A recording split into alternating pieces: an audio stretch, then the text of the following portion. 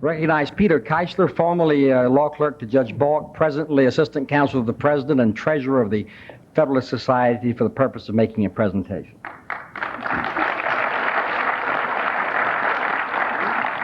Before making this presentation, I'd just like to make one acknowledgement. I was watching Steve and David thank all the people who did such wonderful work on this convention.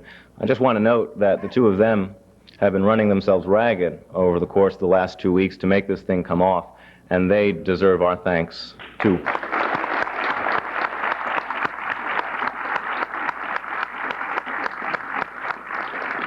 And I'd just like to make one observation in that regard, and it comes from my childhood. When I was 9 years old, I went fishing for the first time. I was excited as I'd ever been. And my uncle took me out on his lake.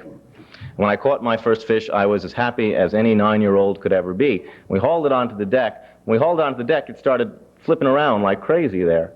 And I started worrying that it might be suffering. And I expressed this concern to my uncle, and he looked at the fish, and it was just flipping around like mad, and he said, they love it. I'm not quite sure what relevance the story has, except that over the course of the last couple of weeks, as I watched Gene and Trish and David and Steve, I couldn't stop thinking of those fish. I'm really here to make a presentation to the Attorney General, and it's a very special privilege for me to be able to do so, because he embodies for so many of us our conception of what lawyering and public service is supposed to be. The Federalist Society is really still a very young organization. As was mentioned, it was founded just 5 years ago with 4 chapters at 4 law schools: Yale, Harvard, Chicago, and Stanford. We now have chapters at over 90 law schools across the country, and lawyers' divisions forming in several major American cities.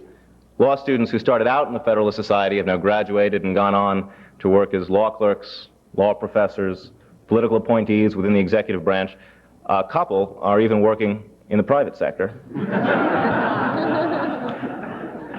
And older lawyers who went to law school and graduated long before the Federalist Society was a gleam in anybody's eye have been joining at a rapid and astonishing pace.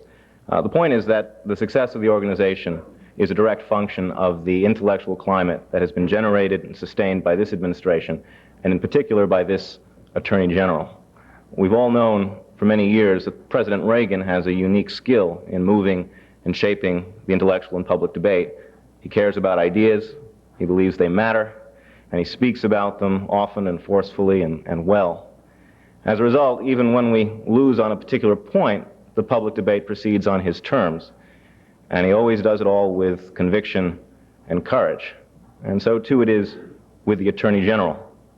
Far more than any of his recent predecessors, he has spoken out seriously, thoughtfully, about principle, and affirmatively and decisively changed the course of the public debate on the law. He is a great teacher, and many young lawyers, including many from this organization, have entered government service under his inspiration. He is a man of ideas and a man of action, and it's the combination of the two that makes for a true statesman. He's capable of speaking about fundamental values and going to work the next day and putting them into practice as our Attorney General. Mr. Meese, for the unparalleled contribution that you have made and are making on behalf of constitutional values, it is my honor on behalf of the Federalist Society to present you with our James Madison Award with gratitude and appreciation and very, very deep respect. Thank you very much.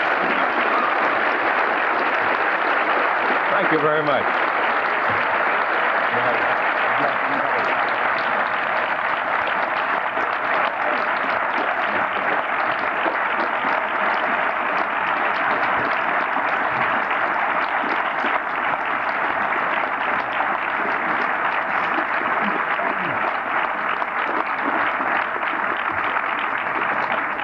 The plaque says, James Madison Award for outstanding contribution toward the preservation, protection, and defense of the Constitution of the United States. Edwin Meese III, Attorney General. And it has a picture of James Madison, so it matches your tie. Thank you.